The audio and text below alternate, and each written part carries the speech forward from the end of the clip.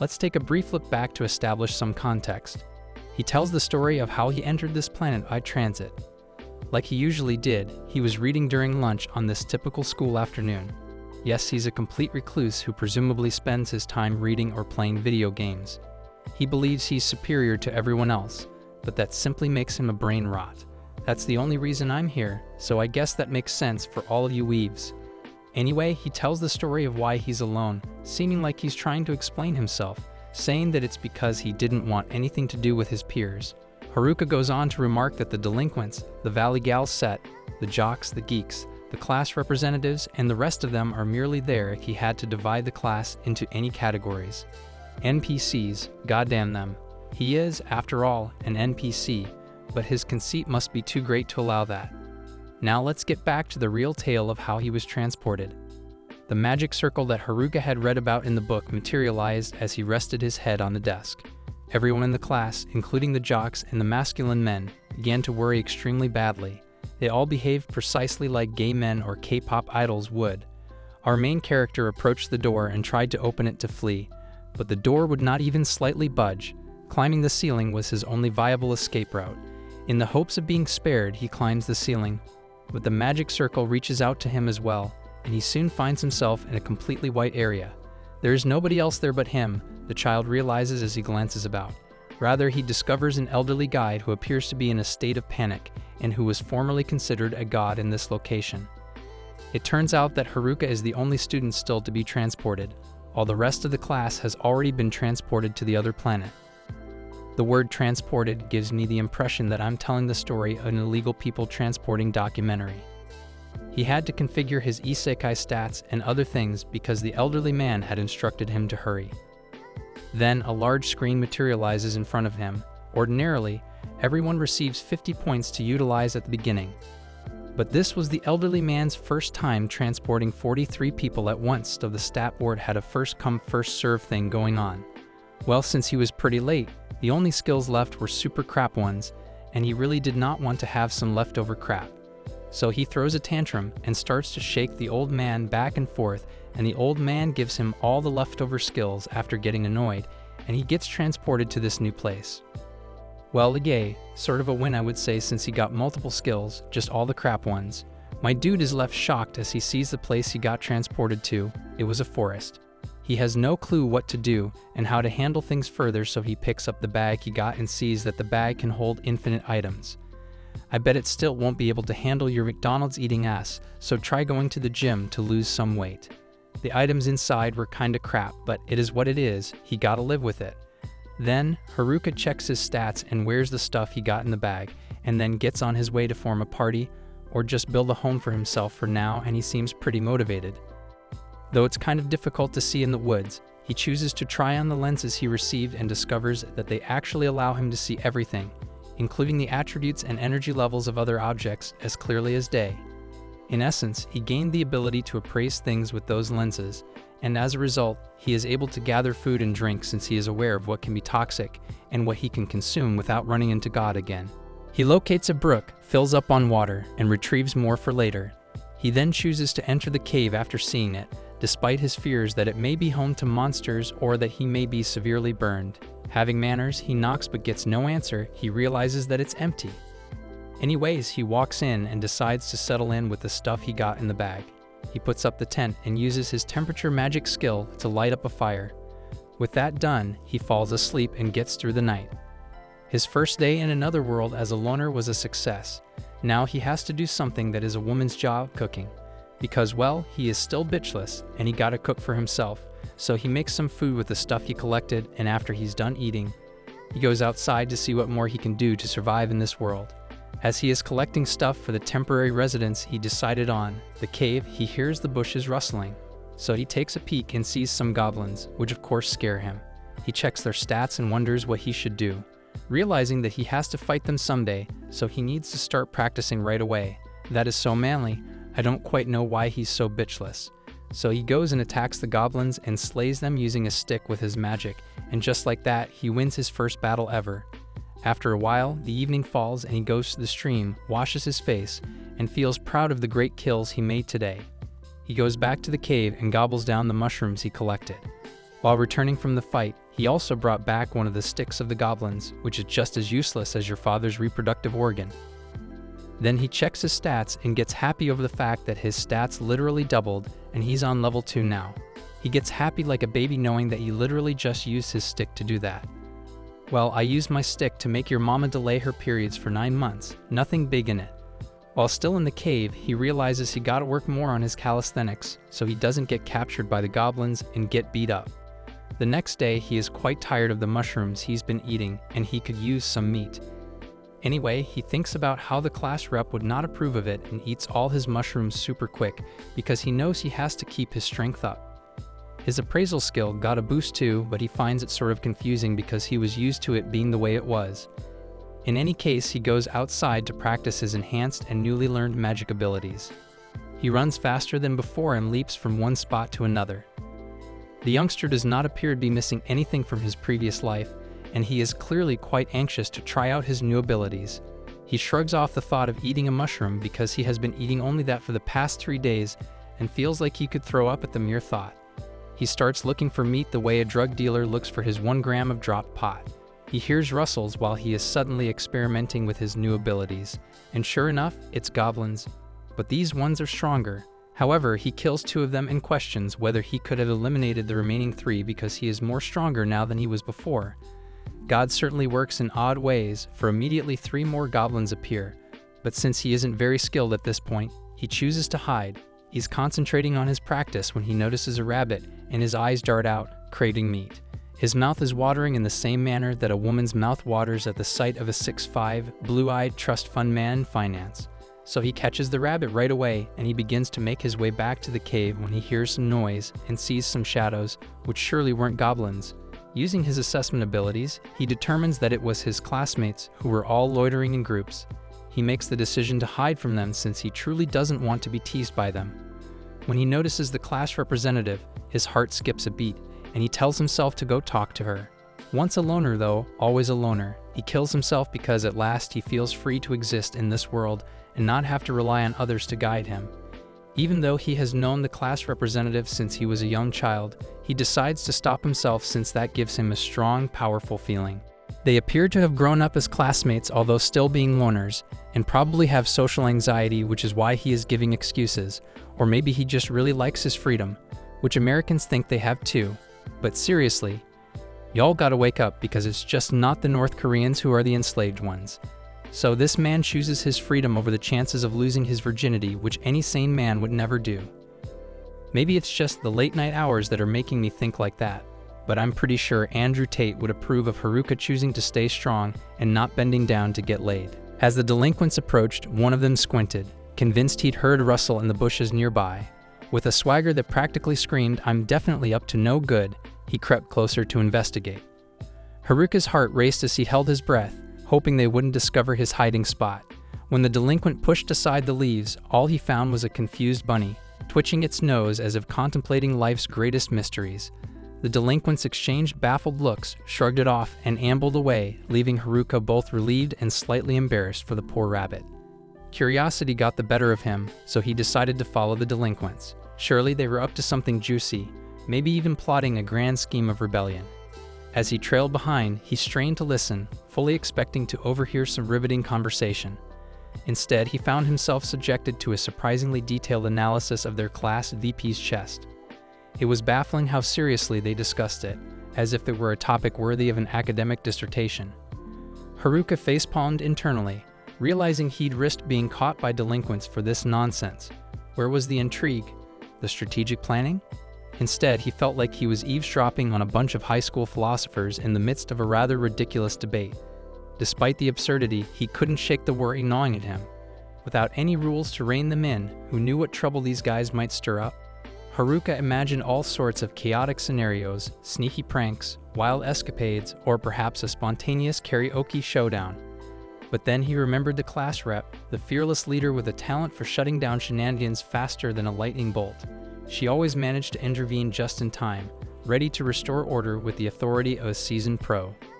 With that comforting thought in mind, Haruka settled into the rhythm of the chase, prepared to report back on whatever juvenile mischief these knuckleheads might be planning. After all, someone had to keep tabs on the delinquents, even if it meant enduring the most absurd conversation imaginable. However, he soon overhears the delinquents talk about using a miracle, Tanaka, for his ability so they can do whatever they want. The delinquents then get up to head back to camp, and Haruka can tell that they are up to no good. But he can't bring himself to intervene because that would require social interaction, and he is firmly against that.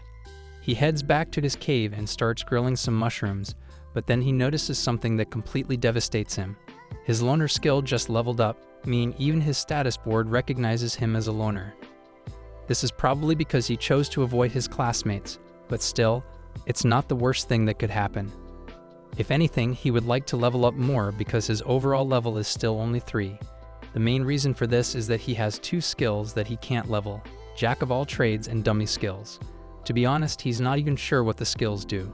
Jack of all trades probably means he will be good at most things he tries, but he will never be able to become a master in any particular craft, and that's pretty straightforward. But as for the dummy skill, the best explanation Haruka can come up with is something to do with puppets, but he's not sure about it. He decides to give up on trying to figure it out for now and just eat his dinner. But he still really wishes he had some meat. Haruka calls it a day and goes to bed for the night. But as he is trying to get some sleep, he hears a huge ruckus outside, and he can't just ignore it, so he gets up to figure out what's going on. As he leaves his cave, he is expecting to see the delinquents up to no good again, but to his surprise, it is actually the nerds this time.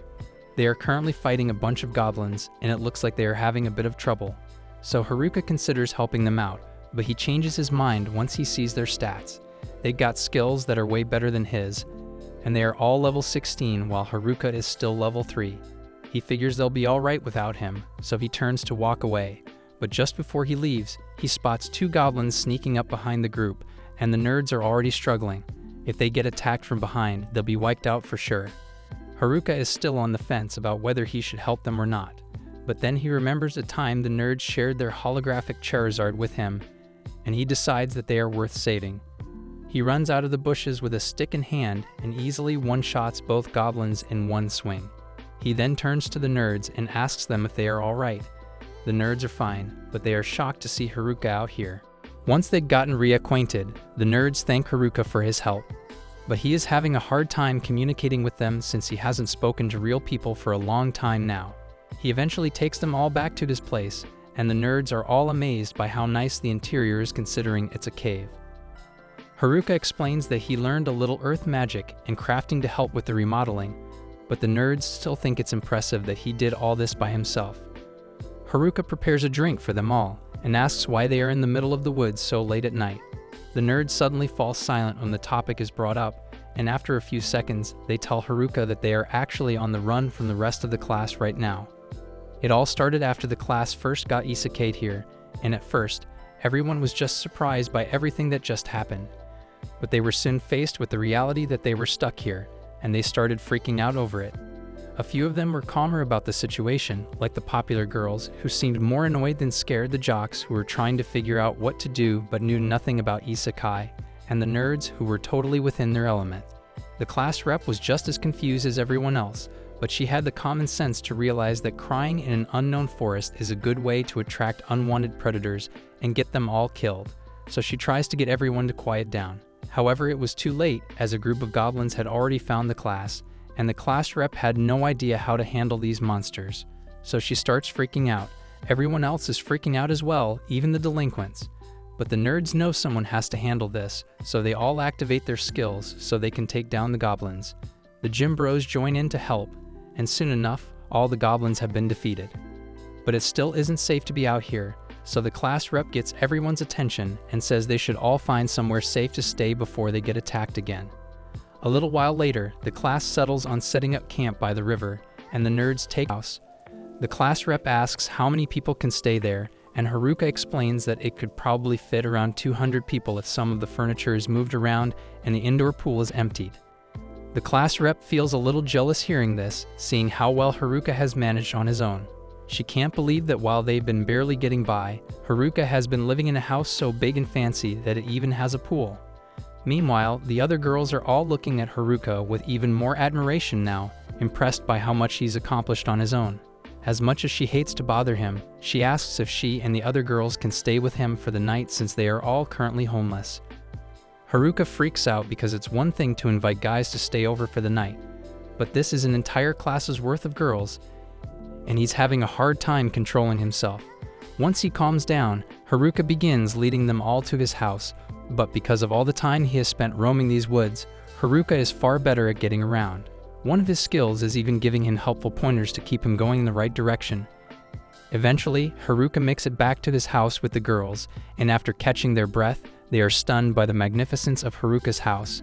It's been so long since they've had a roof over their heads or gotten to experience the wonders of indoor plumbing, so as soon as Haruka mentions that there's a bath over in that direction, the girls start frantically running toward it and strip down right there in front of Haruka. Haruka knows there's no way he can handle spending the whole night in the same room with all the girls, so he sets up a tent outside to be alone and gets ready to go to sleep. Just as he's about to settle in, the class rep walks into his tent, saying she has something she needs to talk to him about. First, she thanks him for all his help because she wouldn't have known what to do without him. After the nerds left, the gym bros decided to leave too, so the girls were left all alone.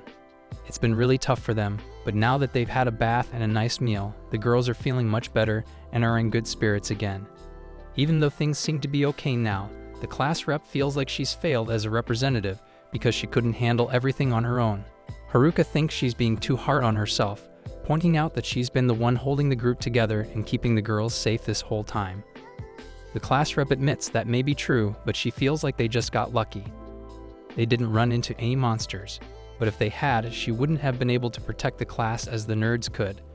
She feels powerless compared to them, and that weighs on her, even though things worked out in the end. Again, Haruka doesn't think she's being fair to herself because the nerds have practically spent their whole lives preparing for this situation, so it's natural that they would be able to handle themselves well. However, on her end, this was the first time he had ever even heard about isekai, so all things considered, she has been doing pretty well. The class rep feels a lot better after hearing him say she did a good job, although her accomplishments still seem insignificant compared to Haruka, who created a functioning household in just a week. She wishes him a good night and heads back inside, but with everything that happened today, there's no way Haruka is getting any sleep tonight. Early the next morning, Haruka wakes up and finds one of the girls sitting outside his tent, asking him to get up because breakfast is ready. It takes him a minute to realize what's going on, but when he finally does, he freaks out a little and says he actually wants to sleep in a little longer. The girl doesn't accept his answer and crawls on top of him to convince him to get out of bed, so Haruka gives up and asks what's for breakfast. He was expecting the usual mushroom soup with a side of extra mushrooms, but to his surprise, breakfast is actually fish today, and he is so excited that he accidentally headbutts the girl. The girl was slightly hurt, but Haruka couldn't care less because he finally got to eat something other than mushrooms, and he absolutely loved it. The class rep doesn't understand why he's so excited to be eating fish when he's been living next to the river this entire time. But while that may be true, Haruka simply sucks at fishing, so he's never been able to catch any. For the girls to be so used to eating fish, they must have a reliable method of catching them, so Haruka asks to see how they do it. The class rep agrees and takes Haruka to the river along with one of the girls who has a lightning magic skill, and as for how she catches fish, she kind of just electrocutes the water until the fish stop being alive. Haruka is really impressed, so he pleads with her to do it one more time, and while the girl doesn't really want to, she agrees anyway since Haruka is helping her out. She spawns another lightning ball, but before she can throw it into the river, Haruka takes the lightning ball and seals it with his packing skill. He tosses it in the river and is able to catch some fish as well, but on top of that, he also acquired lightning magic, so he won't be needing the lightning girl's help anymore. The class rep looks confused and asks Haruka what he just did, so he explains that by using his packing skill on a certain element, he can gain that type of magic. He thinks it's probably the result of his various skills combining, which is useful, but he doesn't find it impressive because he feels like most of his skills are still pretty useless. While the other girls are busy playing in the river, Haruka sits down with the class rep and asks what she and the others plan to do after this. The class rep says they haven't finalized the details yet, but their plan is to head for the nearest village and try to catch up with the nerds. However, if they're going to survive on their own and make it out of the forest safely, they'll need to level up. Haruka, wanting to help, offers to train them before they set off. A little while later, all the girls gather in the forest, ready for training. Before starting the training camp, Haruka asks them about their current levels, wanting to know where they stand before he begins helping them. The girls tell him that their levels are all above 15, and Haruka begins feeling depressed because he's still only level 7 after all this time in the forest. He honestly starts to doubt that the girls even need his help, so he decides to give them a small test and sets them up to fight a bunch of kobolds to see how well they do. The girls think this will be a piece of cake since the kobolds are only level 6, but a few moments later, they've all had their asses handed to them and are down for the count. The girls had no idea that the kobolds would actually fight back, so they all headed back to regroup and think of a new strategy. And for some reason, the strategy meeting is taking place in Haruka's magic tent. Haruka's tent can expand enough to fit everyone, but he still doesn't understand why the girls decided to come here in the first place. After thinking it over for a bit, the girls head back out, determined not to lose this time. Haruka is happy to see they're motivated, but deep down, he doesn't believe they'll win this time either. Once they leave, the girl who approached him earlier that morning comes up to him again and says she wants to apologize for how she acted before. She explains that she purposely got close to him just to see if he tried to take advantage of the situation, testing if he was trustworthy.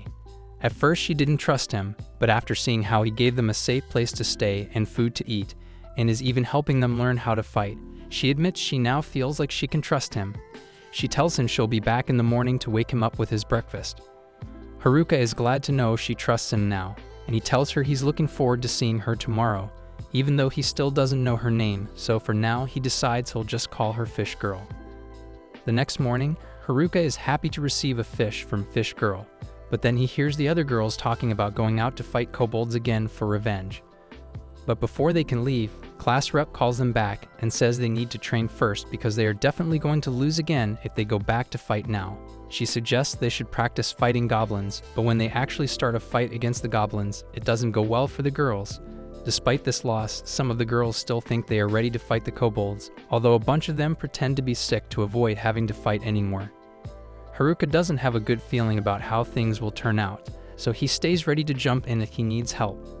To his surprise, though, the girls actually learn from their past mistakes with the goblins and work together to defeat the kobolds. The class rep congratulates everyone on their victory, and Haruka feels relieved because this means the girls can take care of themselves now and won't need to stay with him anymore. He thinks he can finally go back to living his life alone, just like he prefers. However, the class rep approaches him and thanks him for agreeing to go with them to the nearest village. Haruka knows he never actually said he would join them, but the class rep seems very determined, and her insistence makes him feel guilty. Eventually, Haruka gives in and agrees to go with the class rep, even though it wasn't part of his plan. A little while later, everyone finishes packing their things and gets ready to leave the forest. Before they go, Haruka reminds them that they don't know what dangers they might encounter out there, so it's important for everyone to stay alert and keep their guard up. Meanwhile, in another part of the forest, one of the boys from the class is seen running for his life, clearly scared. In a moment of panic, he makes the mistake of looking back, and as he trips over a rock, he finds himself cornered by his attacker with nowhere to escape. Sadly, he ends up getting strangled to death right there. A short while later, Haruka stumbles upon a massive orc and immediately sees this as the perfect opportunity to give the girls a lesson on how to defend themselves in battle properly. He confidently tells them to step back and observe how he handles the situation. Armed with only a stick, Haruka charges straight at the orc. In response, the orc lifts its large club, preparing to smash him into the ground. However, when it looks down, it suddenly realizes that Haruka is no longer in its path.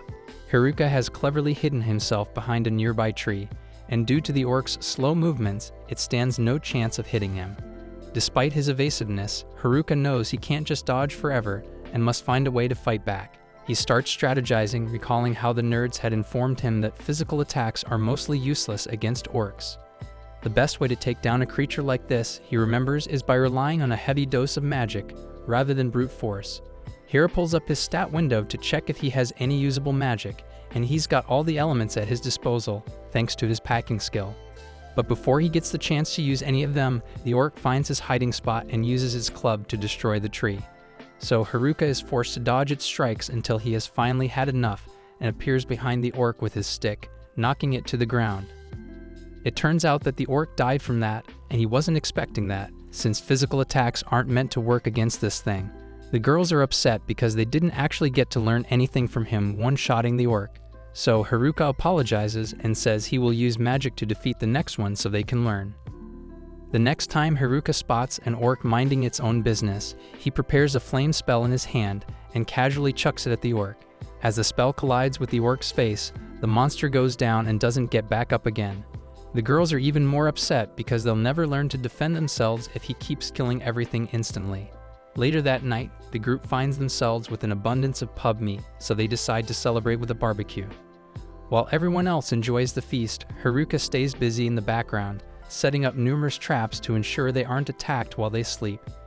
His tent is also equipped with special properties that make it undetectable to enemies, so he feels confident that they'll be safe through the night.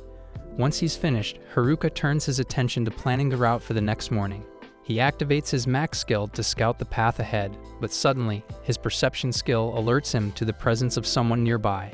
Curious, he goes to investigate and spots 4 male figures emerging from the darkness. Initially, he's worried that it could be the delinquents, but as they get closer, he recognizes them as the gym bros. Relieved, Haruka realizes he won't have to engage in a fight after all. At the same time, the class rep was looking for Haruka and noticed him talking to the 4 guys over in the distance. Even if they aren't hostile, Haruka still wonders what the gym bros are doing out here to begin with. He assumes they must have been after the girls, but the bros adamantly deny it and say they came here looking for Haruka. He decides to believe them, but he still doesn't understand why they are going through all that trouble to avoid the girls. The bros explain that they can't trust the girls and inform him of a skill even worse than the charm and puppeteer skills that the delinquents wanted to use. Haruka recalls seeing something about a hijack skill, and that's exactly what the gym bros were referring to. The delinquents were really vocal about all the things they wanted to do with their mind control skills, but not once did they mention anything about the hijack skill. So that means they didn't have it, and if the delinquents didn't have it and the nerds didn't have it either, then that means one of the girls must have the skill and is keeping it hidden from everyone. Haruka decides to mess with the bros a little and tells them that he may be the one with the hijack skill, but the bros don't seem that worried. In fact, they seem relieved because they know Haruka is such a loner that he would never actively seek out people to hijack their skills. Haruka admits that he doesn't have the hijacking skill, although he does have a subjugating skill that can turn people into his pets. However, he prefers not to use it anyway. The bros just wanted to fill him in on the dangers of the hijack skill, so they say they are heading back into the woods to keep an eye on the delinquents since they seem pretty suspicious. Before they leave, they ask Haruka to apologize to the class rep and the rest of the girls for them since they ditched them without warning. The following day, everyone wakes up and the girls seem unusually energetic. Feeling drained by their liveliness, Haruka decides to step away for some space. As he walks off, class rep approaches him, clearly nervous, and says she has something important to confess. She fidgets anxiously, preparing to admit that she's the one with the hijack skill. However, Haruka surprises her by revealing that he's known for a long time, thanks to his appraisal skill. Class rep is stunned, as only the nerds were aware of her secret. She asks why Haruka never mentioned it, and why he still chose to support her. Haruka casually responds that it never seemed like a big issue to him. Confused, she questions if he's not afraid of her, considering hijack allows her to steal someone else's skills by killing them, a terrifying ability. Yet, Haruka remains unfazed. He reasons that even the nerds didn't seem worried, and they sealed the charm and puppeteer skills from the delinquents but allowed her to keep the hijack skill. That, to Haruka, means they trusted her not to misuse it. Haruka shares that he feels the same, confident that class rep would never resort to killing anyone. Class rep is moved to tears after hearing that Haruka trusts her that much, and Haruka thinks it's funny since she's been crying a lot more often over the past few days. But she says it's his fault she's been crying so much. The group continues traveling through the forest, and after they've traveled a considerable distance, Haruka tells everyone they can take a break for now and pulls out a box of juice to sell to the girls. Unfortunately, none of them have any money, so one of the girls offers to pay in some other way if he gives her some juice, but class rep puts a stop to that immediately, so the girl doesn't get any juice. After the short break, the group gets moving again, and they are currently ahead of schedule. But it's still going to be dark before they make it to the village, so they'll have to camp outside again. Just then, Haruka notices a river nearby, and he thinks this is the perfect opportunity to try something out. So he asks class rep to look after the rest of the girls while he goes scouting. She asks if she can come with him, but Haruka wants to do this alone, so he speeds off before she can follow him. While running through the woods, Haruka activates his magic boost skill to reinforce his body. and then he casts weight magic on himself to make himself lighter. With this combination, he is able to move faster than ever before, and with enough force, he believes he should be able to fly. So he gives his theory a test and jumps high into the sky. It looks like it's working at first, but then he starts going back down, and before he knows it, he has crash landed on the forest floor. He nearly died from that fall, so he decides not to try that anymore and heads back to camp. When the class rep sees how badly injured he is, she gets really worried and asks what happened. Haruka explains that he launched himself up really high, but then gravity happened, he kind of fell and nearly died. Class rep starts yelling at him for doing something so dumb, but if it makes it any better, Haruka does manage to spot some berries while he is up in the sky. So he offers to make some juice for class rep, but she doesn't want any. The juice girl comes up to him and starts asking for juice again. The following day, the group sets off again, and things appear to be going well, despite the girl who got lost and the encounters with orcs. However, they manage to navigate their way out of the woods together. The girls are thrilled to finally be free from the forest, knowing that the village can't be too far ahead. Yet, Haruka feels uneasy, aware of their vulnerability now that they're exposed in the open. The hills obscure his view, preventing him from locating the village. To assess his options, he checks his stat window for any skills that might assist him.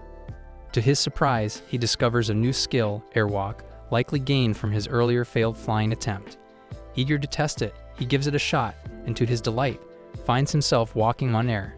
Class rep quickly realizes that Haruka is missing and begins searching for him, only to be astonished when she spots him floating in the air. Looking down at her, Haruka explains that he's simply scouting ahead to ensure the road is safe. At first glance, everything appears calm, but soon he notices a group of villagers under attack by wolves. He descends and informs Class Rep that he didn't see much besides a few people being assaulted by the creatures. Class Rep argues that they need to help, but she also acknowledges that being attacked by monsters doesn't necessarily mean the villagers are innocent. The other girls are eager to rush over and save them, but Haruka points out that at their current distance, they wouldn't reach the villagers in time, even if they ran. Moreover, he worries about the possibility that these people might be bandits. Not wanting to put the group at risk, he suggests they ignore the situation and continue on their path. As he starts to walk away, Class Rep grabs his arm and urges him to think again. She insists that if the villagers turn out to be bandits and attempt to attack them, she'll be ready to fight them off. However, if they're genuinely in need, she wants to ensure they can help. Haruka already knew the Class Rep would be determined to help people, even if it puts her in danger. But as things are, the girls still suck at fighting, and there's not much they could do to help even if they went. So Haruka says he will handle it by himself instead. The people are too far away for him to run to, and even if he tries the weight magic from yesterday, he probably still won't make it. So he decides to try something new. He casts the magic boost and weight magic on himself as a final touch, using a powerful wind spell to act as a propellant. The spell is so powerful that the Class Rep ends up getting caught in it, but Haruka doesn't notice, so he blasts off and is headed straight for the villagers, while using airwalk to keep himself airborne.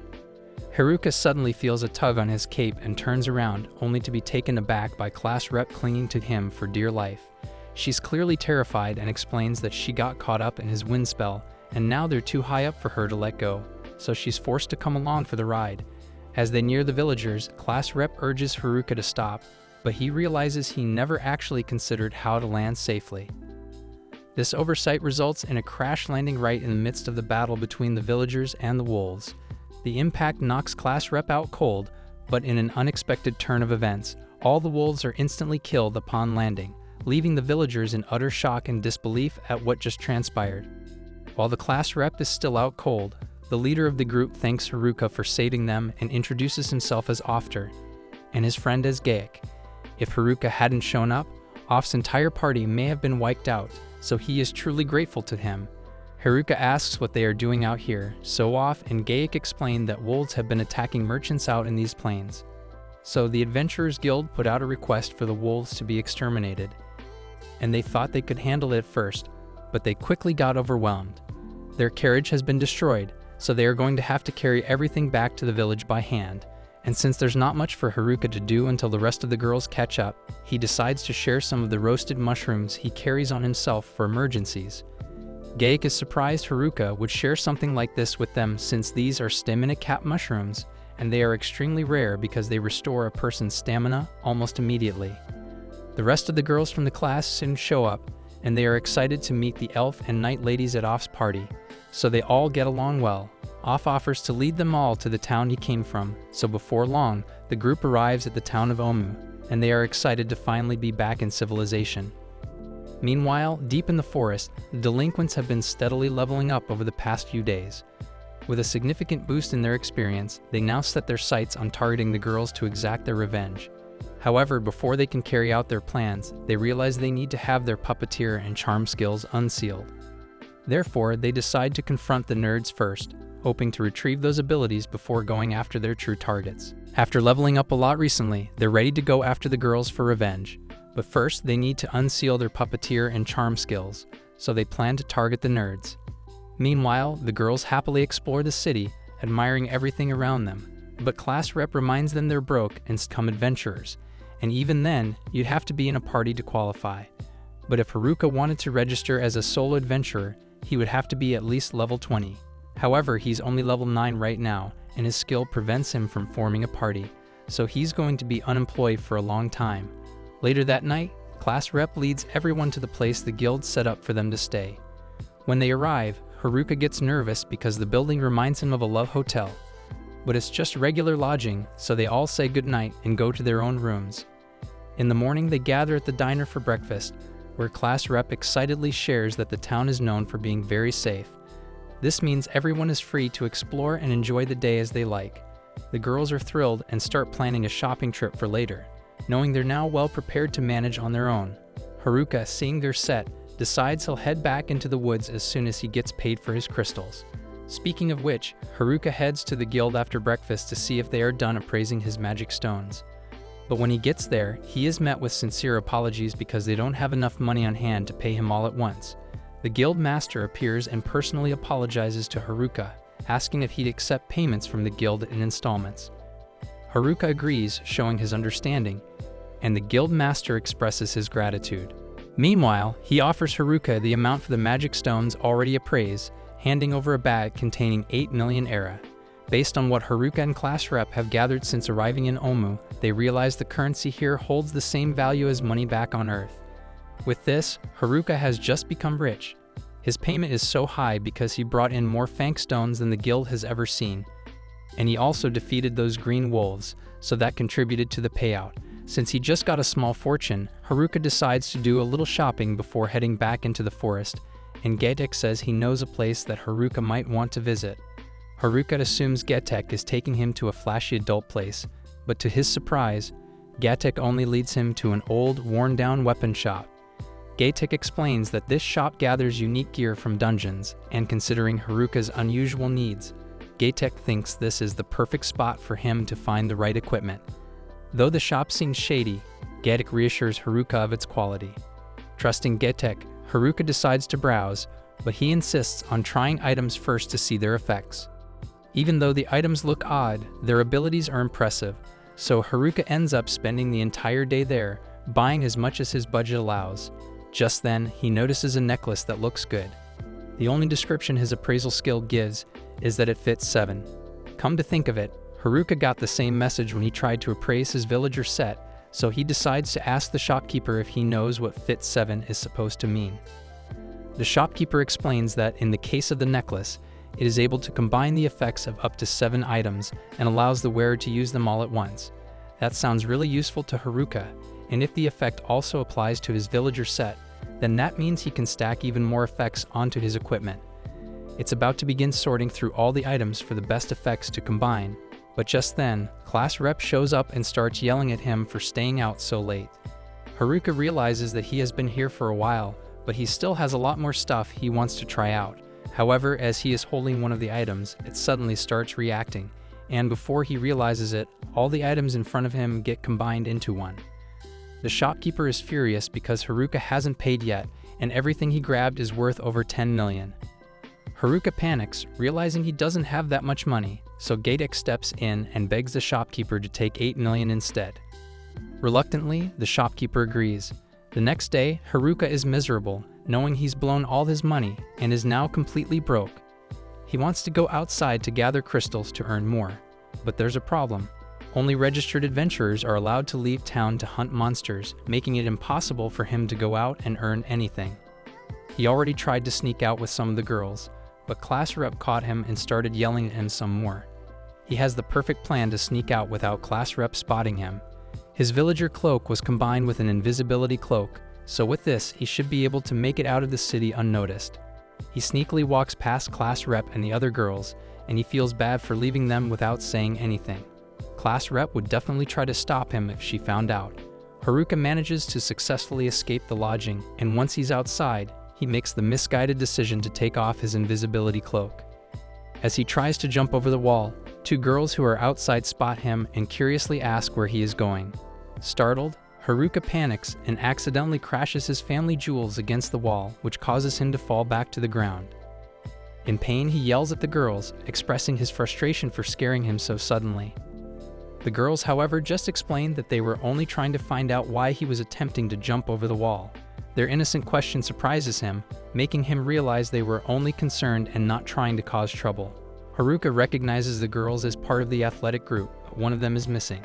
So he uses his perception skill to locate her, and to his horror, he discovers that she is about to strip naked in the middle of the street. Haruka and the athletic girls all rush over to stop her, but even though they manage to get to her before she could completely undress, Haruka's escape plans have been ruined. The next day, all the girls are heading out to complete a quest for the guild, and Haruka asks if they will let him join them. Class rep refuses because she doesn't trust him after he tried to ditch the group yesterday. She assures him that they will be back in no time, and Haruka says he will wait. But as soon as class rep and the others have left, he starts smiling because he has no intention of waiting for them. He has learned from his mistake yesterday, so he keeps his cloak on and waits until he is outside the city gates before he takes it off. He has officially made it out of the city, and nothing is stopping him from making it back to his house in the forest. As he runs, Haruka notices a group of destroyed buildings in the distance. Normally, this would lead to a long side quest, but he just wants to get back to his house, so he chooses to ignore it. He also spots a horde of goblins nearby, which would give him a lot of experience if he decided to fight them. But once again, his focus is on returning to the forest. While he is running, he sees a carriage being attacked by bandits, and he knows he should help since the people inside are calling out for assistance. However, he still decides to ignore it and keep moving forward. Just as he tries to leave the scene, the bandits notice him and decide to attack. He tries to explain to them that he doesn't want to get involved in their fight, but they refuse to back off. Since he cannot avoid the situation any longer, he feels he has to defend himself. With a quick decision, he casts a powerful fire spell that instantly defeats the bandits, showcasing his magic skills. The staff Haruka is holding is a result of one of the item combinations he got stuck with, and it turns out that it's pretty powerful. As the bandits get back up, Haruka once again tries to talk his way out of the fight, so he tells the bandits that they should just leave him alone if they know what's good for them. The bandits admit that Haruka's magic is powerful, but since they assume magic is the only thing he's good at, they all decide to attack him in close quarters. However, Haruka is easily able to knock them down with one strike each. The bandits can't believe they are losing to a single kid, so they ask what Haruka's job is. He is still unemployed, so that question stings a lot. The bandits decide to check Haruka's status so they know what they're up against, but as soon as they see that he's only level 9, they decide that they can beat him if they use their weapon skills. Even though they've been losing so far, weapon skills are only available from level 20, so he doesn't have any, and from what he knows, weapon skills are really powerful, so he's a little worried. The bandits begin using their weapon skills, but while it is certainly dangerous, they keep yelling out their attack before they use it, so Haruka is easily able to dodge until they all pass out from exhaustion. Just then, Haruka notices a girl walking toward him from behind. This is the last thing he wants because it looks like an unavoidable side quest he cannot escape. The girl's name is Marielle, and she comes from a noble family. She wants to thank Haruka for helping her earlier. However, as she thinks about it, she remembers that Haruka tried to ignore her at first, making her unsure if she should really be thanking him. Still, despite his initial attitude, she truly appreciates that he stopped to help her. Marielle has a favor to ask of him. She explains that her father is the lord of a particular city, and that she hopes Haruka will accompany her back to that city because she feels worried for her safety. At first, Haruka is hesitant and doesn't want to agree to her request. However, when Marielle mentions that she could reward him for his help, He reconsiders and decides to go with her after all. He knows this could lead to new opportunities and adventures. As they travel together, Mariol curiously asks Haruka where he was coming from when they first met. Haruka takes this opportunity to vent his frustrations about the awful city he just left. He explains that the guild there didn't have enough money to pay him, which led them to refuse to register him as an adventurer. He adds that the city even stopped him from leaving without a special permit. As he talks, Mariol begins to understand which city he is referring to, and she suddenly starts to cry. She had not realized how poorly Haruka thinks of the city her father governs. Seeing her emotional reaction makes Haruka feel uneasy, and it dawns on him that she is the daughter of the Lord of Omi. This realization hits him hard because it means that their carriage is actually heading back to that very city. Now he feels a deep regret about agreeing to escort her, knowing he will have to face the consequences of his earlier complaints about the place. In the forest, tension rises as the gym bros and the delinquents prepare for a confrontation. The gym bros stand firmly against the delinquents, determined to protect the girls from any harm. The leader of the delinquents is ready to fight and has no qualms about hurting the gym bros to get what he wants. He raises his sword high, signaling that he is about to attack. However, just as he is about to make his move, something unexpected happens. Suddenly, he feels a sharp pain as he gets stabbed from behind. This twist changes everything in an instant, leaving everyone shocked and unsure of what will happen next. The mean leader of the bad guys, the gym bros' enemies, is ready to kill them. He raises his sword, ready to strike, but just as he's about to attack, someone sneaks up behind him and stabs him. The bad guys are shocked. They want to fight back, but before they can do anything, another one of them gets stabbed. The last two decide to strike at the same time for better odds of winning. But the unknown attacker is easily able to take them down as well. After seeing this, the gym bros realize they are outmatched, so they attempt to run away, but the assailant is too quick for them to escape. So he appears in front of them and begins menacingly walking forward. Mariol drags Haruka back to town. He really didn't want to go, but she started crying, so he felt bad and went with her. When they arrive at the Lord's big and fancy house, Mariol leaves him alone for a moment. Haruka looks around the house. It's a really nice house, but he doesn't care. He just wants to leave. He starts walking towards the front door, ready to go home as soon as possible. He doesn't want to stay here any longer than he has to. Mariol gets back just as Haruka is about to leave. She's angry because she asked him to wait while she was changing. She says he should wait a bit longer because she wants to thank him for helping her. Haruka doesn't want to wait, but Mariol is being really insistent, so he has to do what she says. He may have been against staying here at first, but once Mariol shows him the feast she had prepared for him, he completely changes his attitude. Mariol does this as her way of showing Haruka some appreciation, but she's starting to get annoyed because Haruka is totally ignoring her while he's stuffing his face with food. Mariol asks one of her maids to bring the rest of Haruka's reward, so a pouch of money is brought, and while Haruka acknowledges it, he doesn't seem all that excited. As a bonus, Mariol noticed that Haruka isn't registered with the city, so she went through the liberty of getting a custom ID card made for him, which will grant him permission to leave and enter the city anytime he wants. That's a really cool gift, but Haruka stopped paying attention after he received the money and has been much more focused on the dessert that was brought to him. The next day, the class president and the other girls ask Haruka about what happened last night. Haruka tells them that a very important person called him to their big house. The class president knows he's telling the truth, but she's still curious why this important person would want to see him. Haruka doesn't want to tell them the real reason, so he just gives them a simple answer. He doesn't want them to know that he met Mariol while he was trying to escape. Eventually, the girls let it go and decide to go out on a mission, but before they leave, class rep reminds Haruka that he's not allowed to leave town, and Haruka seems oddly compliant this time. But that's just because he knows there's nothing stopping him from leaving town once the girls leave. With his custom ID, he can finally get out of town without any hassle, but before he goes, there are a few things he has to do first. He uses his money to buy some new equipment, eats as much good food as possible, and then starts writing a note for class rep to find so she won't get mad about him leaving. He writes down that he's going back to the forest to check on the gym bros, and while he's just writing it as an excuse, he really is worried about those muscle heads. He heads outside, and after presenting his ID, he is allowed to leave town.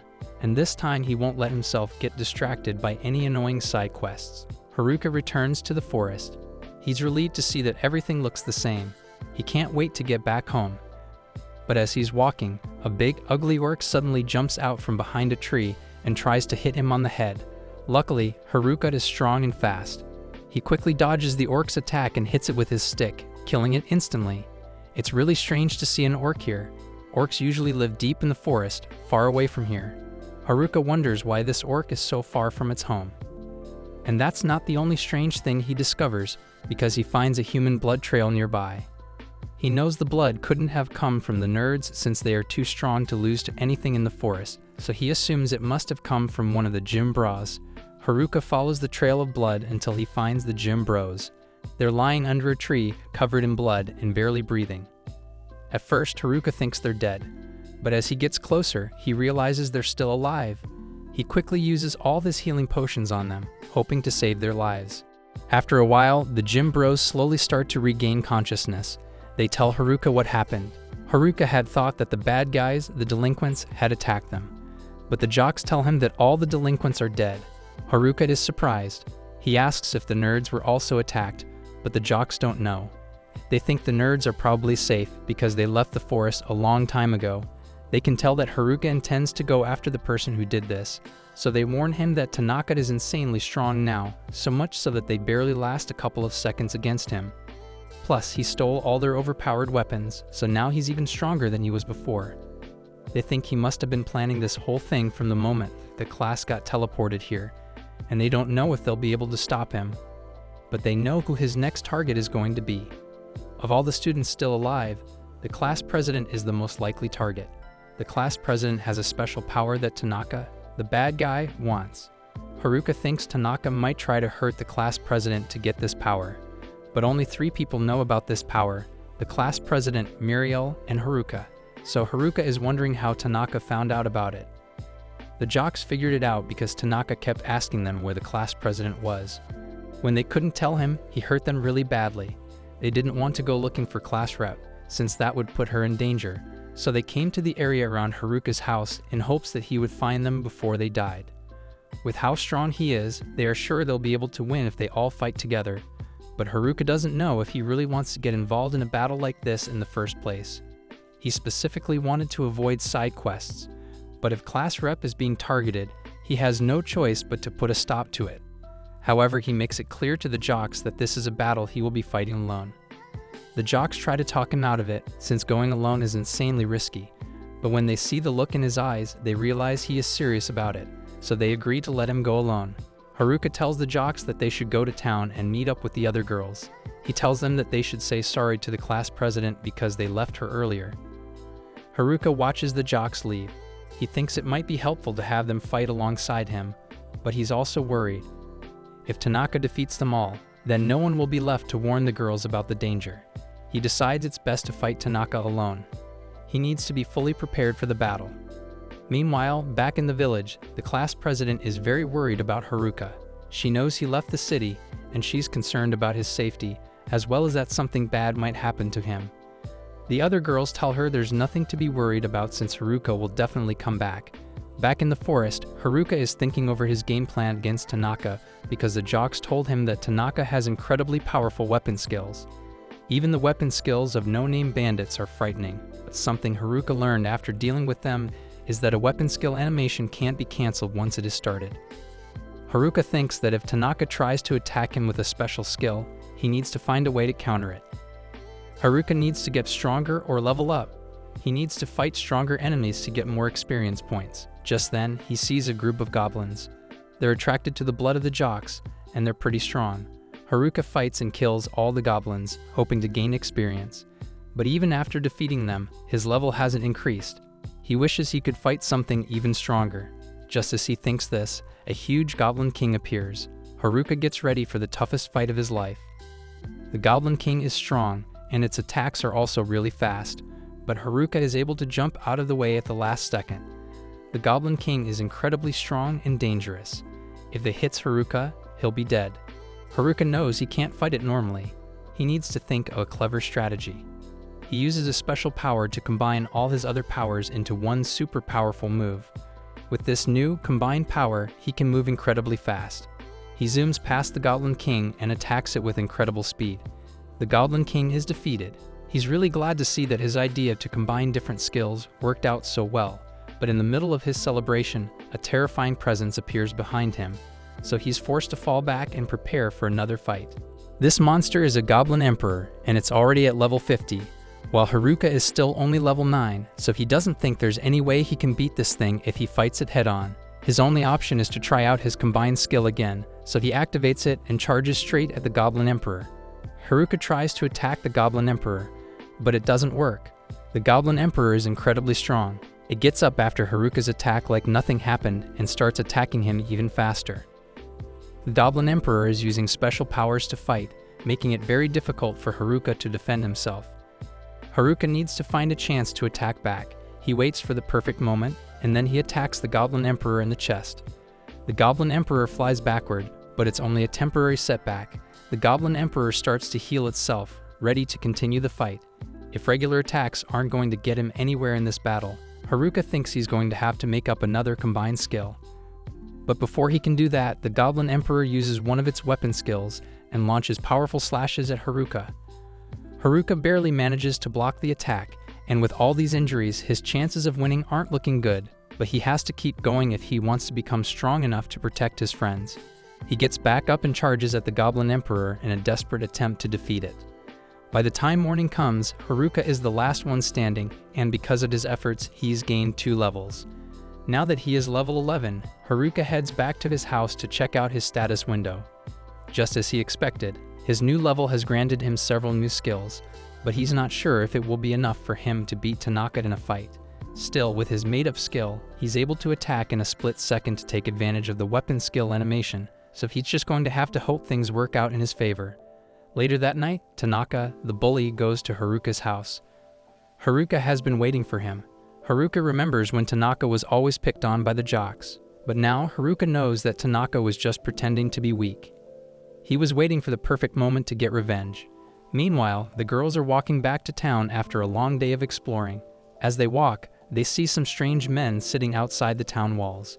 They're not sure who these men are or what they want. They soon realize that it's the jocks, and they are glad to see them, but they are also really worried because the jocks are in pretty bad shape. Class rep remembers Haruka saying he was going to check on the jocks in his note, so she asks them if they know where he is. They tell her that Haruka is currently fighting in the woods to protect them all. Back in the woods, Tanaka is disappointed to learn that Haruka is the only one here since he was hoping to see class rep instead. He even went through all the trouble of getting the delinquents to cause trouble and split up the class. Haruka realizes Tanaka has been behind everything so far, and Tanaka intends to kill as many people as it takes to get what he wants. But he doesn't see Haruka as much of a threat, so he decides to leave the loser alone and go looking for class rep so he can steal her hijack skill. Haruka doesn't really like his classmates, but he still wants to keep them safe, so he stands in front of Tanaka and says, "You can't go any further." Tanaka is annoyed that Haruka is stopping him. He thinks Haruka is just a nobody and doesn't understand why he's getting in the way. But Tanaka is ready to kill Haruka if that's what it takes to finish his plan. Tanaka creates a shockwave and charges at Haruka, who quickly raises his hands to protect himself. Before leaving Whiterun, Tanaka noticed that only useless skills were left on the skill board, so even though he doesn't know exactly what skills Haruka has, he is sure that Haruka can't be better than him. Tanaka then uses magic to summon several large rocks and sends them flying toward Haruka. Haruka tries to block the rocks, but before he can fully defend himself, Tanaka uses a metal skill that slows Haruka down and makes his movements harder. Haruka freezes for a moment, struggling to move, and just barely manages to dodge out of the way in time, avoiding being crushed by the rocks. The rocks hit the ground around him, causing the earth to shake, but Haruka can keep his balance, though his body feels slower and heavier because of the metal skill. Tanaka smiles, thinking he's got the upper hand now, knowing Haruka struggles to move as quickly as before. Haruka's heart races and he knows he needs to act fast, but the pressure of Tanaka's attack keeps building. Even though he can still move, he's a lot slower than normal due to Tanaka's skill, and Tanaka intends to take full advantage of Haruka's debuff. He begins spawning crystal spikes beneath him. Haruka manages to evade all the spikes by jumping side to side, but he won't be able to keep this up for much longer. Tanaka commends Haruka for surviving this long against him, but he has one question he wants to ask before he finishes Haruka off. He wants to know when Haruka first started suspecting him of being up to no good. Haruka tells him that he has been suspicious from the very start because there had to have been a reason why Tanaka was sticking around the delinquents back then. Tanaka is impressed that Haruka's instincts were spot on. But now, Haruka has a question he wants to ask as well. He wants to know when Tanaka began plotting his despicable plan, and Tanaka proudly states that he has been planning this out from the very beginning.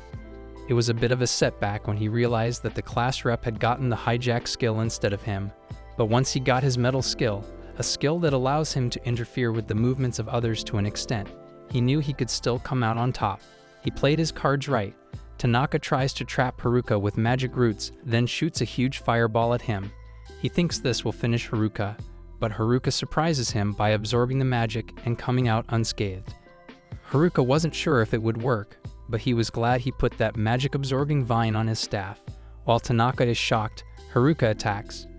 Tanaka blocks Haruka's attack with a sword, but Haruka is too quick and strong.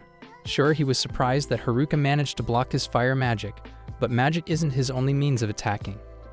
In fact, he has so many weapons at his disposal that he's having a hard time deciding which weapon he should use to kill Haruka. For fun, he decides that he will just use them all to shred Haruka to pieces and charges forward to attack. Haruka tries his best to defend himself, but with all the different attack patterns Tanaka is using, he's unable to keep track of him. Eventually, Haruka gets caught off guard and is knocked backward into some bushes, and by the time he gets up, Tanaka lands a devastating slash that sends Haruka flying across the forest floor. Haruka survives the slash, but he is out of breath and struggling to get back up. Tanaka soon catches up to him and stands over Haruka's body with a smug look on his face, and as much as Haruka doesn't want to admit it, he might be cooked. Tanaka is using a lot of different attacks and skills, so Haruka guesses he copied them from their classmates. Tanaka is surprised Haruka figured it out so fast. Haruka thinks Tanaka wants the class rep skill to steal everyone else's powers. Tanaka wants to be the strongest. Tanaka attacks Haruka with a scythe, and Haruka is pushed back. Haruka won't be able to handle much more of this, so he tries to launch an attack of his own to catch Tanaka off guard. But as he strikes, it turns out that Tanaka just used illusion magic to trick him. After seeing that nothing he does will work against Tanaka, Haruka seemingly gives up and stands still while Tanaka charges at him with a sword. But at the last second, he says "psych" and dodges the sword while whispering in Tanaka's ear that he's figured out his secret. Tanaka is no longer able to easily land hits on Haruka, and Haruka explains that he was intentionally letting Tanaka unleash all the attacks he had at his disposal so he could find a weakness. While Tanaka was attacking, Haruka noticed that he never used the same skill more than twice for some reason, and from that, he deduced that there must be a limit to how many times Tanaka could use his copied skills. So if he just keeps dodging long enough, Tanaka is going to run out of skills. Tanaka is a bit panicked that Haruka was able to figure out his weakness, but he still believes he can take Haruka down before he runs out of skills. However, as he tries to strike Haruka, Haruka is easily able to leap over him and counterattack him. Haruka has gotten used to Tanaka's speed, so no matter how many different skills Tanaka throws at him, Haruka won't be caught off guard anymore. Haruka charges towards Tanaka to land a finishing blow while he's still disoriented, but he is forced to back off when Tanaka suddenly fires a laser beam at him. Even if Haruka knows Tanaka's secret weakness, he is still overpowered, so he shouldn't be underestimated in the slightest. Tanaka is starting to show signs of exhaustion, but he gets back to his feet and yells that he will never allow himself to lose to the likes of Haruka. He may be at a disadvantage now, but he still has one trick up his sleeve, so he starts darting around the forest to overwhelm Haruka. Tanaka's movements are so fast and unpredictable that Haruka struggles to keep up with him. Each time Haruka thinks he has figured out where Tanaka is going, Tanaka changes direction again. It's like Tanaka is always one step ahead, making it impossible for Haruka to predict his next move. Haruka tries his best to stay focused and find an opening, but by the time he starts to understand what Tanaka is planning, it's already too late. Tanaka has already used his death skill, and it hits Haruka before he can react. The moment the skill takes effect, Haruka feels his body go limp, and he falls to the ground, unable to move. Tanaka stands over him, laughing loudly in victory, proud of finally defeating him. Tanaka knows he used almost all of his stored skills in this fight, but he doesn't care. To him, it doesn't matter because once he kills all his classmates and takes the hijack skill for himself, he'll be able to steal all the powerful skills he needs. With those skills, he can be unbeatable and gain even more permanent abilities that will make him the strongest. Tanaka smiles to himself, confident that nothing can stop him now. He then kicks Haruka's head and begins walking away, but as he is leaving, Haruka speaks up and says it's rude to step on someone's head without apologizing. Tanaka can't believe Haruka is still alive because the death skill has a 100% success rate on people who are over level 11, but Haruka has a skill that makes him resistant to negative status effects. Plus, Haruka rolled double M's when he first got here, so his luck stat is maxed out, which is probably why the death effect didn't work on him. He just comes up with an amazing idea. If he hits all the girls with a harem ray, they'll all like him too much to get mad at him, and if they won't get mad, he'll be free to leave. With that, he has made up his mind and plans to head into the dungeon today. At the same time, in the Lord's mansion, Mariel is a little worried because her father has been overworking himself recently. She tries to get him to relax with some tea, but he can't afford to relax just yet, as there have been several sightings of monsters in the area, and it is leading to fallen merchant activities all over the town. So as the Lord, he has to do something about it. Just then, a guard runs into the room, and he's got really bad news to deliver. A horde of monsters has just appeared near the dungeon. Coincidentally, Haruka happened to run into this horde of monsters, and while he wasn't expecting to have to fight anything before getting to the dungeon, he's always up for a quick warm-up. Of course, Mariel has no idea Haruka is already fighting the monsters, so she rushes over to the guild in a panic and tells the guild master that a huge horde of orcs is heading this way, and if nothing is done, it will surely destroy the entire town. Upon hearing this, the entire guild springs into action, and since class rep is there as well, she offers to help defend the town, so she rushes off to gather all her classmates. That's when she realizes that Haruka isn't here. As Haruka charges at the horde, he's a bit surprised to see so many of them, and there's even an orc king here too, but it's not like it makes much of a difference to him since he can still one-shot them all. Back in town, all the adventurers in the city assembled at the gate, expecting to have the fight of their lives, but all the monsters that were heading their way had already been dispatched, and Haruka had just finished wiping the Orc King off the face of the earth.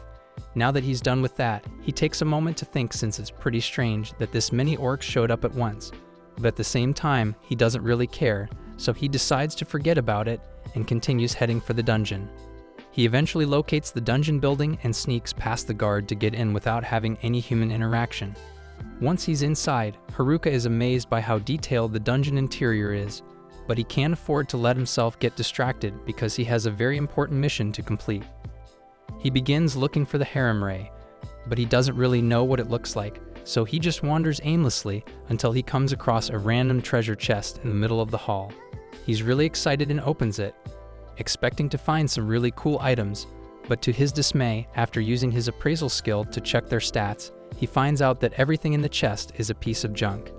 He keeps going through the dungeon and finds more stuff, but it's all just junk as well, so Haruka eventually gives up on trying to find the harem ray on his own and decides to ask that weird merchant if he knows anything about it.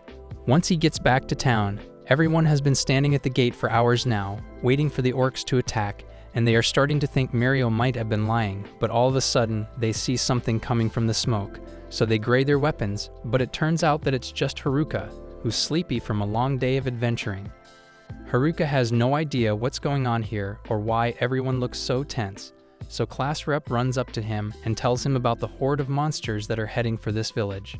She also asks him where he has been all this time, but Haruka can't exactly tell her that he's looking for a harem ray, so he just remains silent. Gatch asks Haruka if he saw any orcs on his way back here, and now that he mentions it, Haruka remembers slaughtering a horde of orcs earlier today, and for some reason, everyone is angry at him for it. Both the guild master and Mariel say they are thankful that he defeated the orcs, but they can't approve of him doing something as dangerous as fighting a horde of monsters by himself.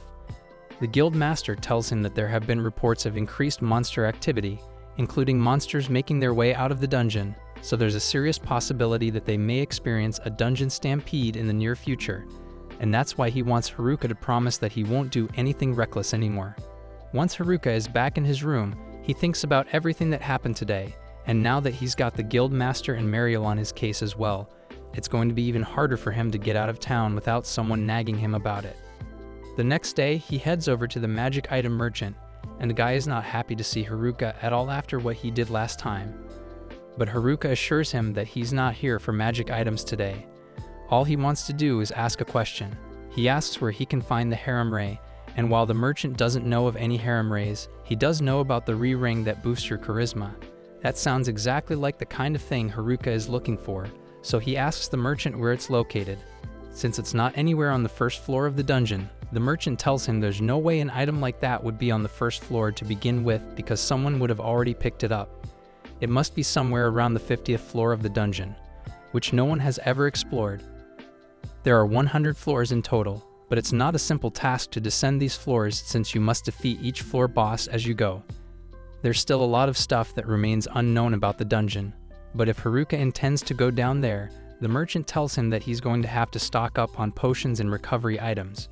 So Haruka runs off to do just that, but all in all, the nerds are listening in on Haruka's conversation, and as soon as they learn that he's after the ring, they immediately go to class rep to snitch on Haruka.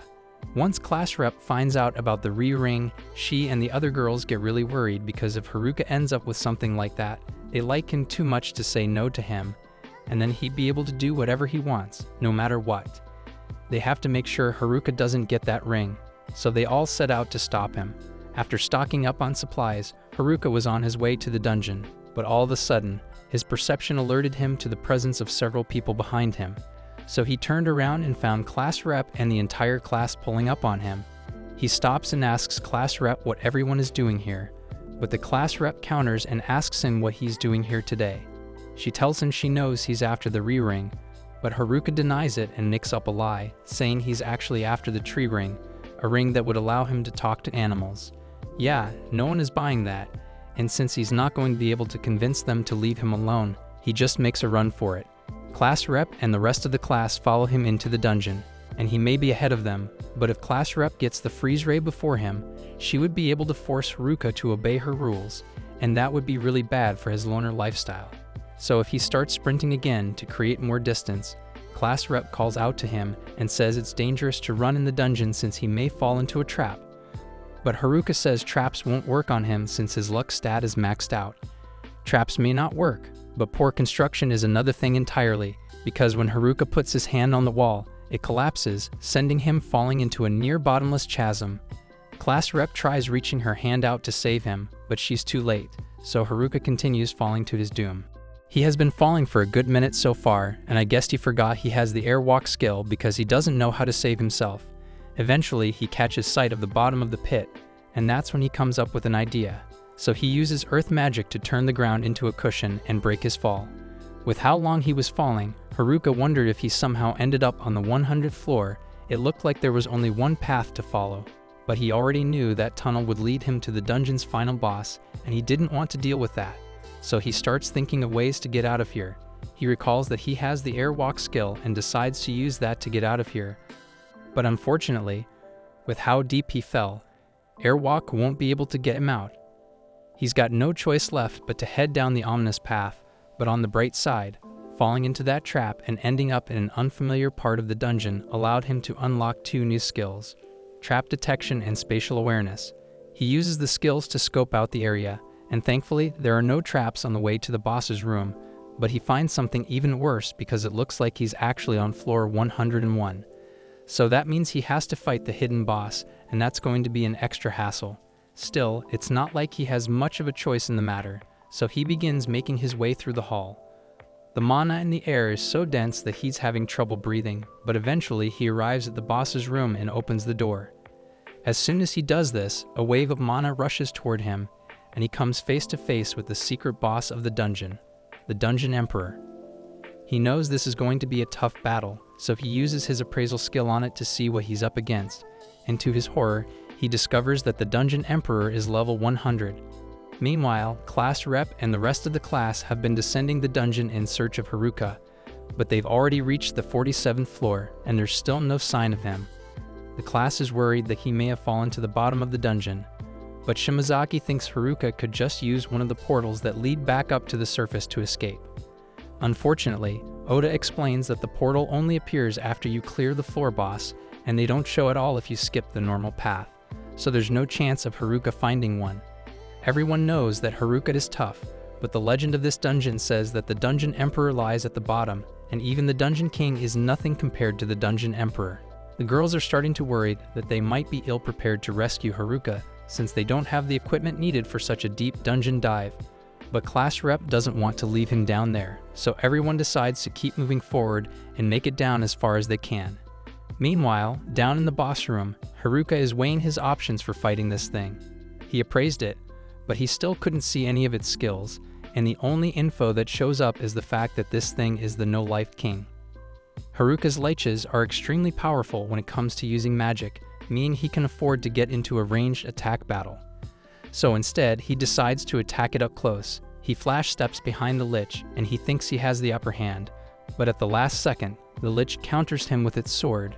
So this fight isn't going to be as easy as Haruka thought it would be. Dark clouds are gathering over the dungeon, and Mariel and her fathers know that something terrible is about to happen. In order to prepare for any potential emergencies, her father instructs her to go to the guild. Haruka is still trying to figure out how to outpace the Dungeon Emperor's superhuman speed. To get the advantage, he chooses to employ all of his speed-boosting skills at once. He and the Emperor begin rushing across the chamber in darts, but he is still a step too slow when he hits. He must therefore attempt to go even more quickly. He continues to hit the Emperor, honing his moves along the way, but nothing he has tried has given him the upper hand thus far. Additionally, he is barely escaping the Emperor's fatal blows, so the fierce combat prevents him from continuing for very long. Haruka can now see glimpses of the future, since her contact lenses have given her a new capacity for foresight. However, despite the foresight warning, Haruka will perish if he lets his guard down for even a moment. He doesn't have many options here, so if he resolves to just keep attacking like his life depends on it, because it does. After the fight has dragged on for quite a while, Haruka is starting to have fun. But at the same time, his body is not having fun because his knees give out, and he starts panting heavily. All this fighting has completely drained his stamina and magic reserves, so he's on the verge of losing consciousness. Meanwhile, the Dungeon Emperor looks like it's just getting started. Haruka forces himself to get back on his feet, but he can barely move, so if the Emperor attacks him now, he's done for. Only the Emperor isn't actually attacking him anymore. Haruka knew from the start the Dungeon Emperor was no ordinary monster, but now that he thinks about it, doesn't sense any bloodlust coming from it, not even a little bit. That means this thing hasn't been taking the fight seriously this entire time, and Haruka takes offense to that. So it gets up and charges at the Emperor one more time, but he is still outclassed in speed and ends up with a sword to his neck. The Dungeon Emperor could have killed him right there, but it didn't, and Haruka doesn't understand why it doesn't want to finish him off. Just then, Haruka notices that there's a lot of miasma swirling around the Dungeon Emperor, and it looks pretty sinister. So there's a possibility that the Dungeon Emperor is being forced to fight by the miasma. As he realizes this, his staff begins glowing and absorbing the miasma. So while Haruka has no idea why the hell his staff has the ability to do this, he just goes with it and begins attacking to absorb all the miasma.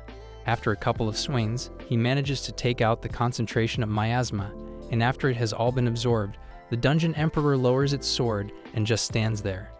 It looks like Haruka was right about it being forced to fight, and now he understands that the Dungeon Emperor has been looking for someone to put an end to its life so it would be free from the control of the miasma.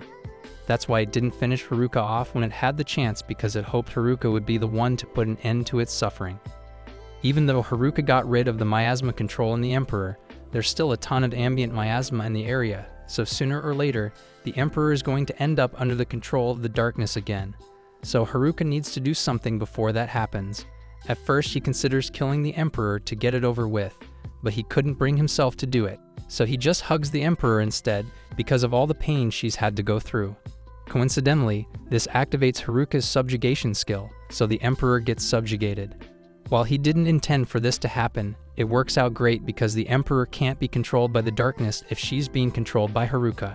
Haruka can't tell what the Emperor thinks of the current situation, so he asks if she is mad that he subjugated her, but she shakes her head to tell him she's fine with it. Haruka is relieved to hear that, and this also confirms that she can understand him, so there shouldn't be much trouble communicating with her since they are on friendly terms now. Haruka decides to check the Emperor's stats to see if anything has changed, and takes a surprise, for her level got reset to level 1, which must be a side effect of the subjugation. In addition, he can now see the Emperor's name, so he finds out that she is called Angelica, and he starts freaking out because it just dawned on him that the Emperor is a girl. So class rep is going to yell at him again if she finds out he subjugated her. There's no point in worrying about that right now, so Haruka asks Angelica if she would like to get out of there with him, and she agrees. So the two of them head through the door and arrive on the 100th floor of the dungeon. Haruka used his spatial awareness skills to scan the area, and he located a staircase at the edge of the room which should lead out of there. But as he and Angelica enter the room, they cause the 4 bosses to spawn. Haruka is terrified because not only is he exhausted from his fight with Angelica, but the only reason he survived that fight was because Angelica wasn't trying to kill him. But this level 100 living armor boss definitely has murder on his mind. Haruka would really like to get to the staircase without having to fight, but then he comes up with an idea to avoid the boss altogether. He prepares his earth magic and uses it on the ceiling to cause it to collapse. He was planning to use airwalk to climb through the hole. But then he notices 2 Minotaur giving him a death glare just to make sure he knows what he's getting into. He appraises the monsters, and he is mortified to find out that they are level 99. It looks like he just made matters worse for himself because the Minotaur jumped down to attack him as well, but luckily they end up landing right on top of the living armor, so all 3 monsters lose a ton of HP, and Haruka seizes the opportunity to finish them off. And while he's picking up the magic crystals, he notices that Angelica is looking at the leftover armor the monsters dropped, so he tells her she can have it if she wants. Angelica excitedly puts the armor on, but it's a little too bulky for her, so Haruka doesn't think it's going to be a good fit. However, the armor suddenly begins to glow and changes its form to fit Angelica perfectly. Haruka is relieved that it fits her so well since she won't have her naked bones exposed anymore, but he is a little concerned since it's a set of magic armor they found in the dungeon. So he says he's going to appraise it to make sure it's safe, and let's just say the armor is not safe at all. It has the curse of Bing on it, so now that Angelica has it on, she's never going to be able to take it off. Angelica gets mad that Haruka didn't warn her about this earlier, but she was already a skeleton, so it's not like she had many options for clothes anyway. Meanwhile, on the 50th floor, Haruka's classmates are still desperately looking for him. Everyone else thinks this is pointless since Hiro will probably just show up on his own and say something like he cleared the entire dungeon by himself. And while that definitely sounds like something he would do, class rep doesn't want to sit around and do nothing, so she leads everyone to the boss's room so they can keep searching for him. But as soon as she opens it, they're all horrified to come face to face with a giant cyclops as the 4 bosses back in the city. Marielle arrives at the guild and informs the guild master that something strange is going on in the dungeon. And while she's not sure what it is, she has worried things might get out of hand. The guild master says he hasn't received any reports from the guard he's stationed at the dungeon entrance, but Gak reminds him that the guard that's stationed there has a room temperature IQ, so they can't really trust him to report anything important. They had better get themselves ready just in case something actually does happen. Ofter says he's going to go tell the guild members to prepare themselves. Speaking of preparing, the guild master asks where that group of new adventurers is since they would be really useful right now. Neither Ofter nor Gach has seen any of the classmates today, and it's normal for Haruka to disappear all the time. But if all the others are gone too, maybe something really is going on down on floor 98. Haruka finally gets Angelica to cheer up by giving her a cape to make her armor look nicer. But all of a sudden, he senses a monster nearby, so he uses his appraisal to try and figure out what it is. He discovers that the monster is a lich, and liches are immune to all physical attacks. So the only thing that would work on it is holy magic, and Haruka doesn't know how to use holy magic.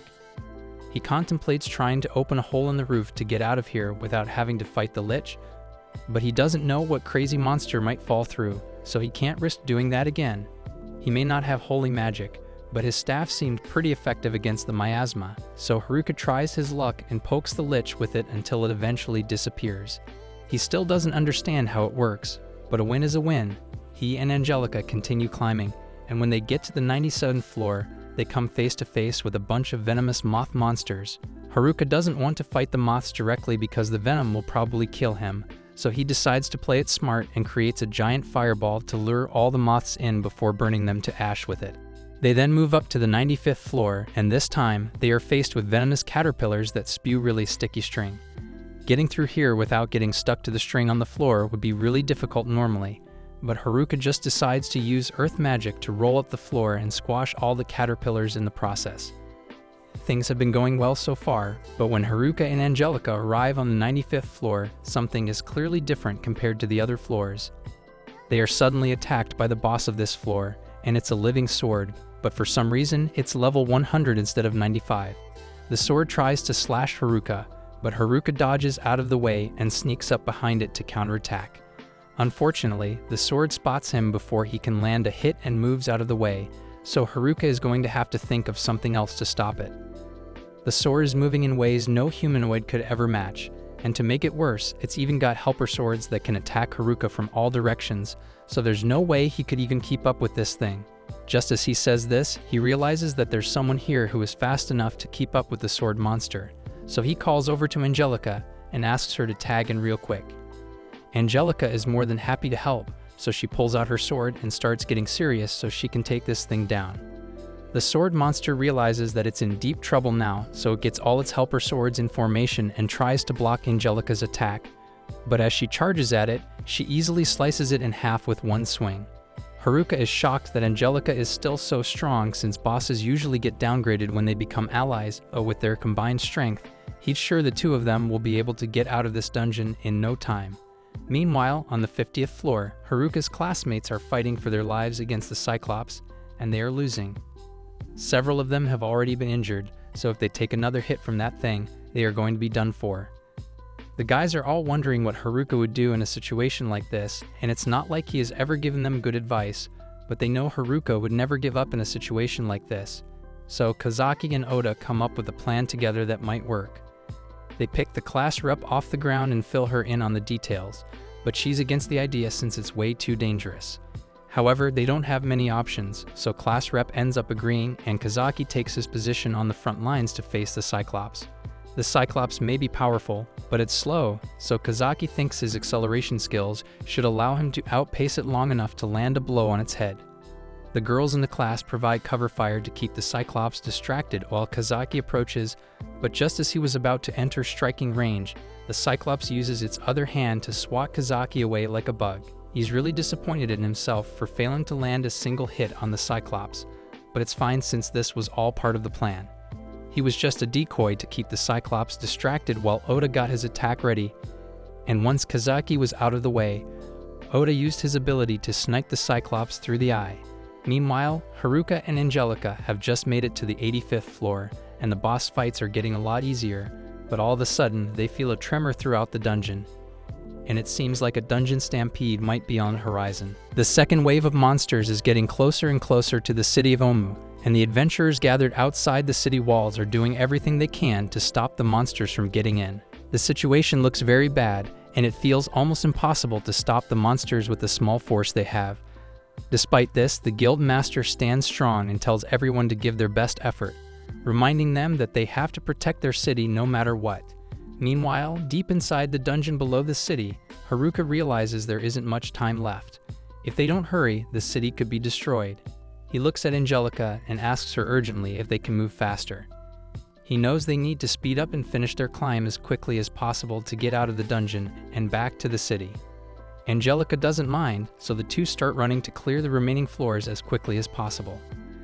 They soon arrive on the 73rd floor and are faced with two lizardmen, but without even stopping, Haruka recalls that reptiles are weak to cold, so he casts some ice magic to freeze them in place and has Angelica smash them to pieces. The next floor has a bunch of scorpions inside, but Haruka just uses a bunch of smoke to disorient them so Angelica can land a finishing blow. The following floor has a giant hellhound as its boss, and Haruka doesn't really have any convenient magic to deal with it, so instead, he throws a stink bomb straight into the dog's nose, which serves as enough of a distraction for Angelica to take it out. After the hellhound is taken care of, Haruka takes a moment to organize all the loot they've been gathering so far, and he thinks it might be a good idea to just combine everything together since it might help them get through the dungeon quicker. Although he's a little disappointed that he still hasn't found the rare ring he came down here for in the first place, he notices that Angelica looks a bit concerned by what he's doing. So he tells her there's something he wants to try when they get back to town, but that's not what she was concerned about. She notices that Haruka might be trying too hard and feels like he needs to take a break. Even though Haruka is tired, He knows he can't rest now. Together, they make their way up to the 69th floor, which looks like a forest. However, there's no sign of the boss yet. Suddenly, an owl lands on a branch nearby. Haruka uses his appraising ability and learns that this owl is the boss of the floor. The owl is called a sleep owl, which means it probably has some power related to sleep. Before Haruka can prepare for the owl's abilities, its eyes start glowing. The owl tries to use its power to make Haruka fall asleep. Haruka tells class rep that he probably wouldn't have been able to get out of this situation normally, but with a little bit of luck and some clever thinking, even someone like him can survive. While later, Haruka wakes up and finds Angelica carrying him on her back while he was asleep. She took out the sleep owl and picked him up so they could keep going. But even though Haruka is awake now, she tells him he should rest a little while she carries him. Meanwhile, back with Haruka's classmates, they were trying to clear a few extra floors so they could get to Haruka sooner. But then they ran into this level 100 Sphinx, and they are severely outmatched by it. None of their attacks do any significant damage, and whatever minor damage they manage to inflict is instantly healed. After tells them that attacking this thing is pointless because he has read about it before, and dungeon sphinxes can only be defeated by solving a puzzle. It's also immune to all kinds of attacks, making it pretty much immortal, so unless one of them is smart enough to figure out what the puzzle is, they are doomed. Haruka and Angelica have just made it to floor 59. And since Angelica has been carrying him most of the way up, Haruka feels really refreshed right now. But all of a sudden, his perception skill alerts him to something, and Haruka enjoys the fresh breeze, feeling happy to be back in nature after such a long time. Since they're out here, Haruka wants to practice a little with his new gear shift skill, so he asks Angelica if she thinks she can keep up with him, and Angelica nods in agreement. Haruka takes off running and practically teleports from one spot to another, but the incredible speed is still pretty hard for him to control, so he accidentally ends up falling off the side of a cliff. Thanks to all the falls he took in the dungeon, Haruka has learned to always be ready, so when the ground gives way, he lands safely on his feet. Angelica quickly catches up to him and peeks over the edge of the cliff to check if Haruka is okay. However, she doesn't see the slippery mushrooms near the edge, and she ends up slipping and falling off the cliff too. Luckily, Haruka is able to catch her just in time. He's relieved that Angelica is okay, but he's surprised by how heavy she is, especially since he thought she was a skeleton. Angelica, on the other hand, is completely embarrassed, feeling mortified as Haruka holds her in his arms. Later that night, Haruka brings Angelica back to his house and heads to the bathroom to enjoy a nice relaxing soak in the tub.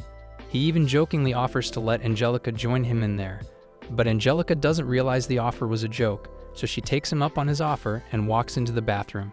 Haruka is surprised that Angelica actually wants to take a bath with him, and he's even more shocked when he sees a beautiful blonde girl standing there instead of a skeleton. He stands up, completely forgetting that he's not wearing a towel, and asks if the girl is really the same Angelica he knows. Angelica confirms it, so Haruka gets out of the bath and says they need to talk. The two of them both take a seat on Haruka's bed, and Haruka has a lot of questions to ask, but first he wants to know if Angelica can talk now since she's human again. Angelica does have vocal cords, but she hasn't talked for so long that she doesn't remember how to, so instead, she uses various hand signs to explain how she ended up like this. As the Dungeon Emperor, Angelica was reduced to nothing but a skeleton, but she put on that living armor. It had a curse that made it bind to the user's flesh, so the armor restored Angelica's flesh on a technicality. Then Haruka gave her a blessed bangle, which negated the armor's curse of binding. Additionally, the necromancy jewel and the ring of fortune restored her life force and autonomy. So all these overlapping effects turned her back into a regular human. Haruka is basically responsible for returning her humanity. So Angelica has been helping him as her way of saying thanks. Haruka appreciates the fact that she wants to repay him, but he feels like he might be robbing her of her freedom like this, so he tells her she doesn't need to stick around him anymore if she doesn't want to. He wants her to know that she's free to do whatever she wants, but Angelica refuses to leave Haruka's side because what she wants is to stay with him. Haruka realizes that Angelica doesn't want to be alone, so he decides to stay with her a little longer. To cheer her up, he asks if she wants to hear a fun story.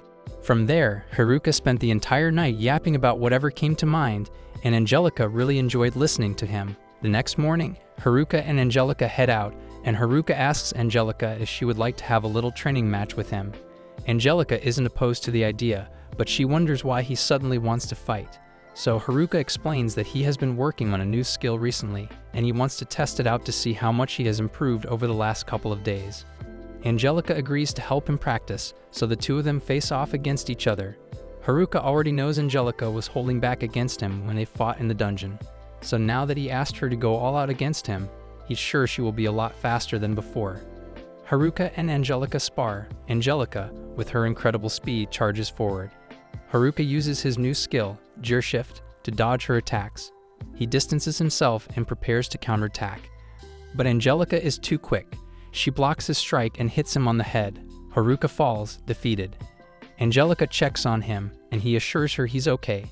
He might have lost this time, but he's learning to use Gearshift better. He's confident he'll be faster than her one day, but for now, all this training has really worked up his appetite. So Haruka asks Angelica if she wants to get something to eat with him. Angelica nods in agreement, so he takes her down to the river and shows her how he catches fish with his lightning skill. After gathering all the fish, he puts them in a basket, and the two start walking home so they can prepare it.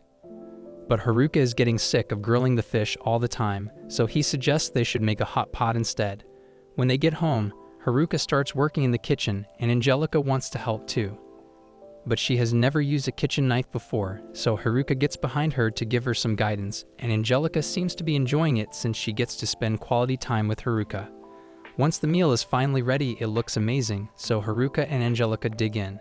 After they are both done eating, Haruka is absolutely stuffed. Angelica seems a bit nervous, so Haruka asks her if something is bothering her. Too embarrassed to speak, Angelica grabs Haruka's hand and pulls him to the bedroom, asking him to sit next to her. Haruka is still unsure of what's going on, but he follows her request and sits down. However, Angelica moves closer and positions herself behind him, which leaves Haruka wondering what she wants. He quickly rules out one possibility, realizing Angelica is too innocent for that, so he guesses she just wants to give him a normal massage. Angelica confirms this, saying she wants to thank him for everything he's done for her. Since she's trying to be kind, Haruka agrees to let her give him a massage. Unfortunately, Angelica is terrible at it. With every touch, Haruka hears his bones crack, and not in a good way. But Angelica is trying her best, so he pretends that she did a really good job. Even though she already gave Haruka a massage, Angelica still feels like doing something else for him, so she asks if there's anything Haruka wants. Since she is offering, Haruka asks her to come outside with him for a bit. Outside, the two of them sit on a bench to look up at the stars.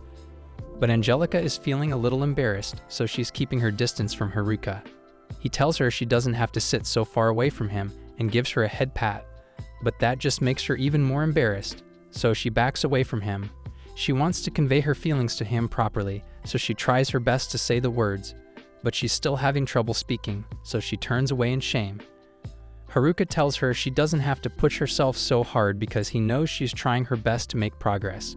But if Angelica is going to improve her communication skills, Haruka can't drag her into his loner lifestyle. The next day, Haruka suggests they should head back to the city. As they walk back together, it suddenly starts raining. Without thinking, Haruka grabs Angelica's hand and pulls her along so they can run through the rain before they get soaked. When they finally make it back to town, the girls are all excited to see them again. However, they're even more thrilled about Haruka and Angelica's relationship because the two are clearly holding hands.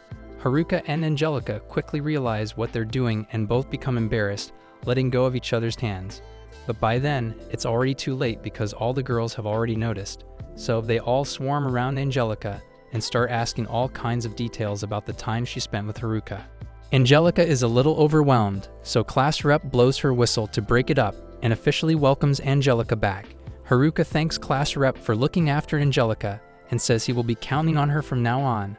But while Angelica may not be getting hounded anymore, the guys start hassling Haruka and asking him for all the details of his date with Angelica. Haruka yells at the boys to leave him alone. Angelica approaches him, looking nervous. She says her first word, a simple thank you for all he's done. Haruka is proud of her.